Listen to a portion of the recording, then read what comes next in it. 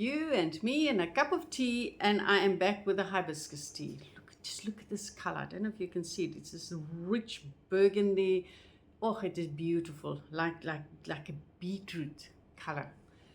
I want to talk to you today about sometimes not receiving that what we so desire and how it can be a blessing in disguise.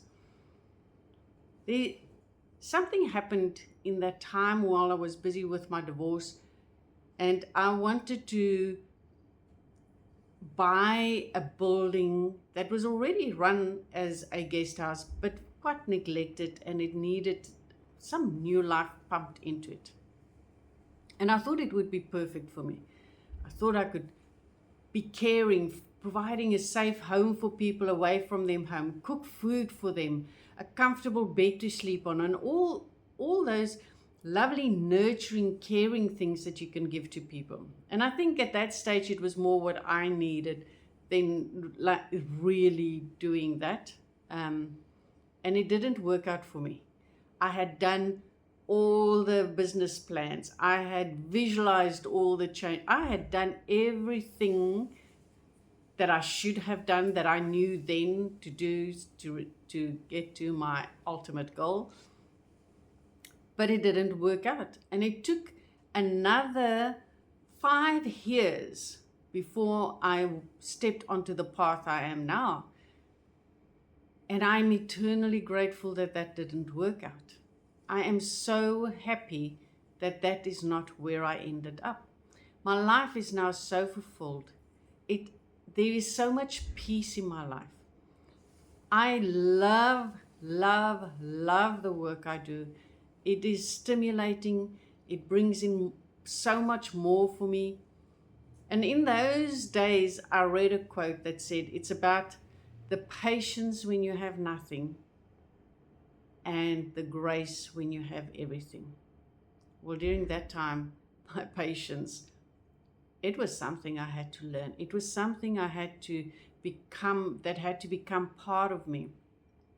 Something where I had to learn to believe that when things don't always work out as I see it, that maybe something better is waiting for me. That was what I thought then. Today, I know that when something does not work out for me, it is because there's something better for me. Maybe bigger, maybe just easier, maybe more successful, whatever. I have come to the realization that quite often when things don't work out for me, it is because there is something better on my path waiting for me. And we've got to learn that. We've got to come to peace with that. It's something you've got to discover deep within you. Because the one thing we did not come to do is to suffer. We did not come to have a life of struggle and just hardship and our dreams not being answered. In those days, the anger I had, the disappointment I had, I could have destroyed my life so completely if I had kept on going down that path. And thank heavens that quote came up for me to see that it's about the patience when you have nothing. Because at that stage, I really felt like I had nothing. I'm just stepping out of a marriage, fighting what I thought was for my survival, for my future. I had to sit still. There was no option for me just to move on and do things. Well, I could have if I wanted to go with nothing. So I had to quietly sit and wait. Today, in my life, there's somebody very dear to me who's going through the same sort of thing. And it's something they will have to learn to trust that we are here to experience life to the ultimate. And in every moment, there's a choice for us to make. Do we want to believe in the good of life, or do we want to believe in the negative of life? Do we want to believe that life is only there to punish us, to make us work hard for it, to make us suffer through it?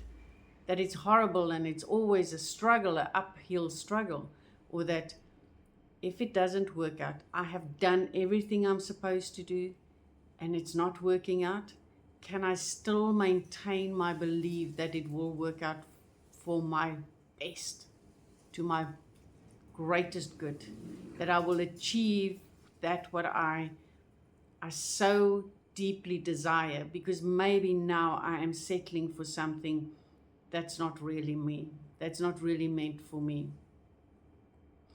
My life would have been so different had I gone that other path than the one I am on today. And I will be eternally grateful for that.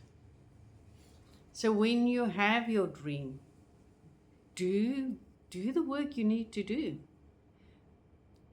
It doesn't mean that it's fatalistic and you just hand it over and if it happens. No, you've got to be part of that dream. You really got to dream it into existence. The day I decided to move on to the path I'm moving on now, it was something so deep within me that just said, this is it. In that second, I can actually still see myself getting up from the table where I was sitting, doing some research, wanting to find something out, a way to move forward, because by then I had left all the work I was doing. I did, that was not feeding my soul.